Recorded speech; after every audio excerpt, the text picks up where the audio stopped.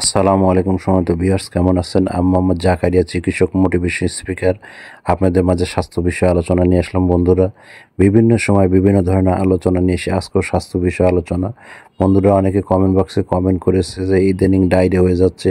তো বন্ধু, কেন এই ডায়রিয়া হয়ে যাচ্ছে, এই ভিডিওটা প্রথম থেকে শুরু করে শেষ পর্যন্ত না টেনে শুনবো। প্রথমে একটা লাইক দেবো, সাবস্ক্রাইব করবো, নোটিফিকেশন অন করে পেজে ফলো দেবো। তাহলে স্বাস্থ্য সম্পর্কে নোটিফিকেশন আপনাদের কাছে পৌঁছে যাবে।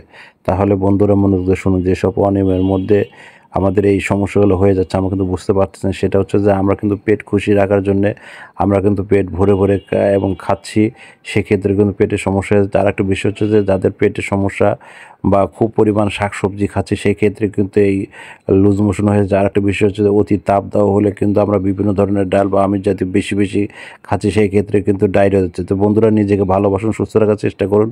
প্রাথমিক অবস্থায় আপনার স্বাস্থ্য কমপ্লেক্সে যান, কোথাওভাবে কোনোভাবে যদি ভালো না হয় আমার এই 100 বছরে আমার এখানে যোগাযোগ করতে পারেন। তো বন্ধুরা, এতক্ষণ মনোযোগ সহকারে দেখার জন্য আপনাদের সবাইকে থ্যাংক ইউ, সবাইকে ধন্যবাদ।